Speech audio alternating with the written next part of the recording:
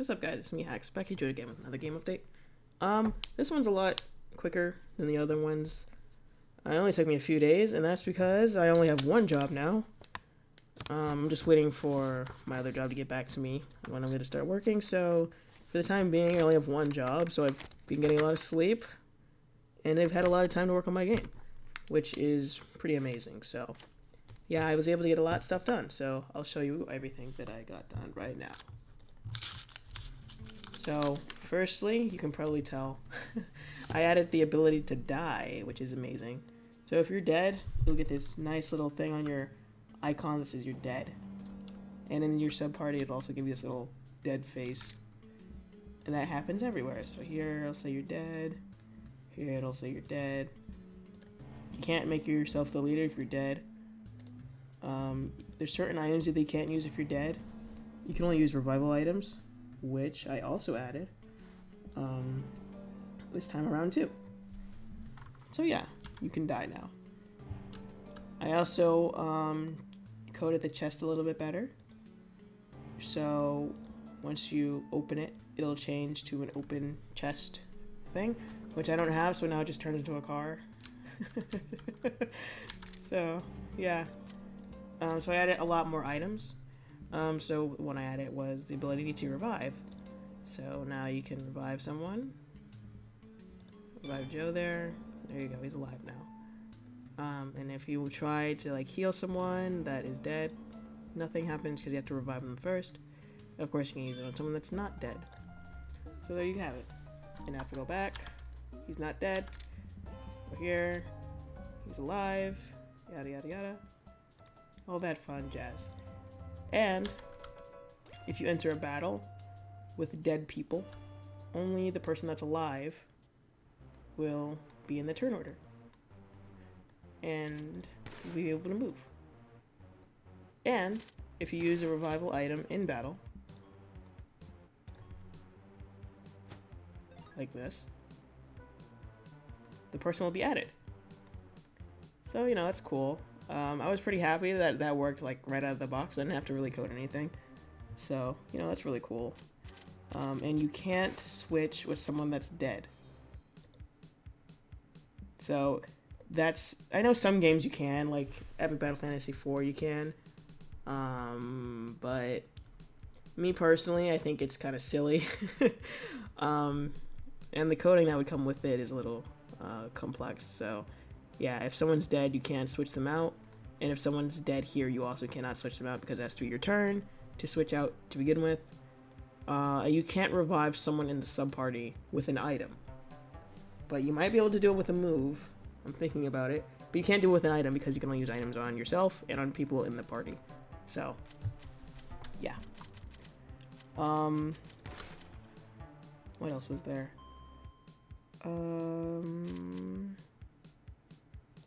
Oh yeah, and if you're dead, you don't get any EXP, so just for something's sake, let's kill one of these guys.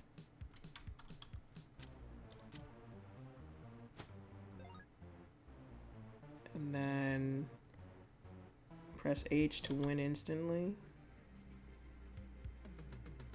And you can see that they get no EXP because they are dead. Yeah. Pretty cool, pretty cool. What else was there? Let's see. You can die. There's some more items. Oh yeah. I made the Alchemist a little bit better.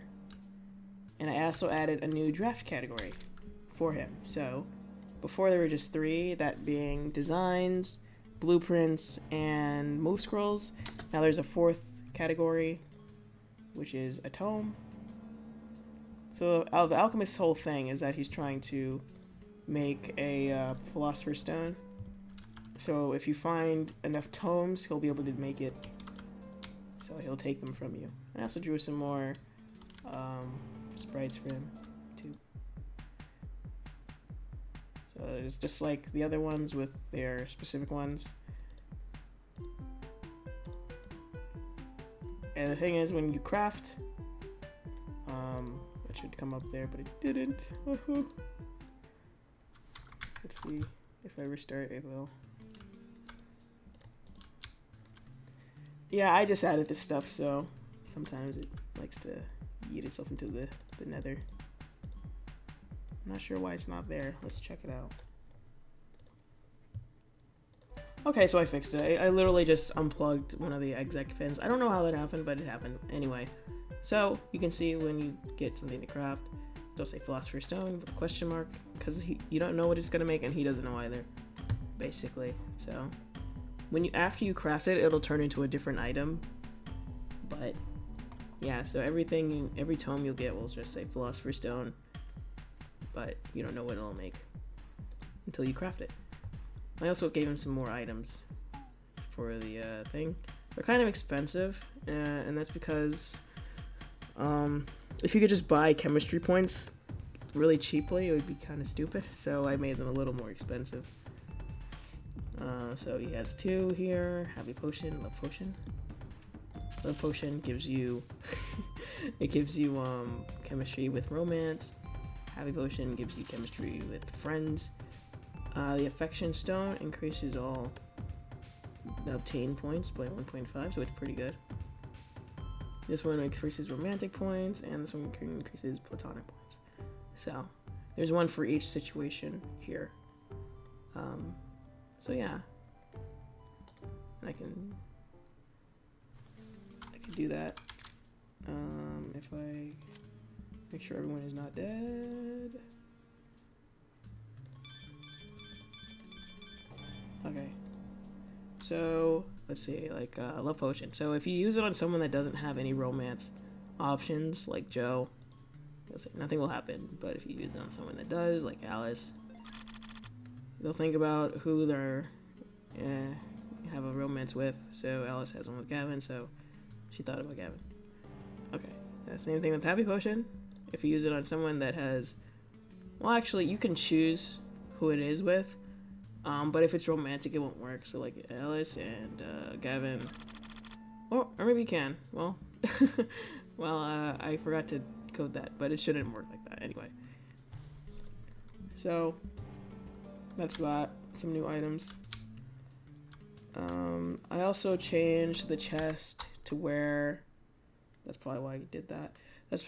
I changed the chest to where if you have too many items, it'll leave the items you have behind. Now, some games I know do it differently, like Tokyo Mirage, for example.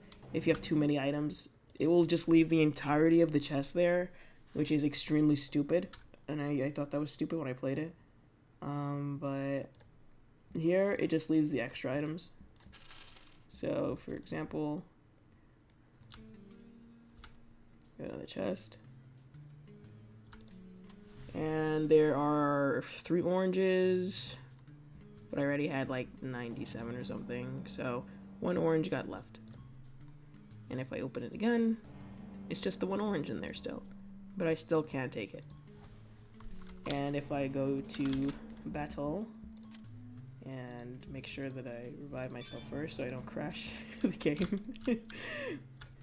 I mean, that will literally never happen. You know, everyone's dead and you go into battle, unless you hack the game. I mean, I guess. Don't do that, please. Like, some people do that in Pokemon, where you have like all dead Pokemon and they go to battle, like, it just crashes. Same thing will happen here, but, and then you go back to the chest, it still has just the orange.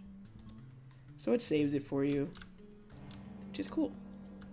What else did I do? I think I added somewhere to the market. I don't know if this was all here. I'm kind of forgetting now, but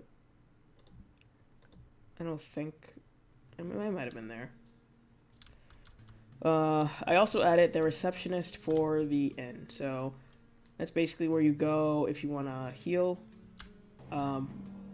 But unlike the hot springs, you have to pay, but it's really cheap. Mostly because you have to buy rooms during the story at the end of the day. So it's really cheap. Yeah, so like the hot springs is free and the inn is paid. So right here, I need this. So if you already have a room key, she'll give you one. If you already have one, it'll come with this dialogue. I put one in the chest just to test it out. But if I Go and talk to her without having a key. She'll say how much it is. You get your money in the corner. You can decide whether or not to sleep there.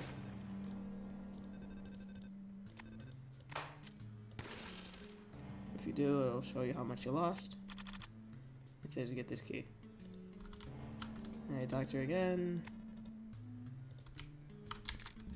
This item, you go to your inventory, and you go, you got the room key. So then you can sleep there.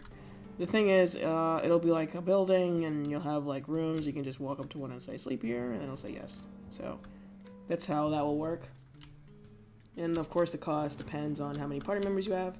So I have 7 members right now, which is max. It's 100 pence per room, and you can have 2 people in each. So if you have a max party, it'll cost you 400, which is really cheap. So yeah, so there's that. I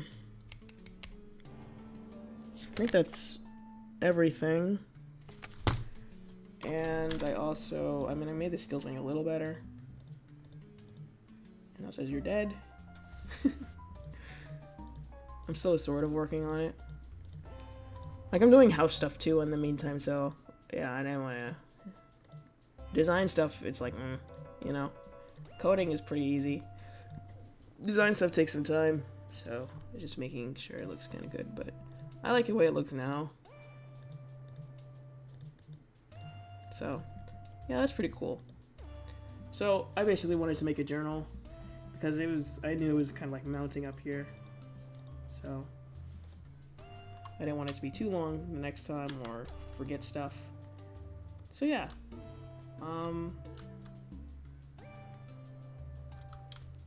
I think, what else is, it's just like the skills menu, making this a little better when you go in a dungeon, and you go into the other thing, take a weapon and go like that. So, yeah, not too much left.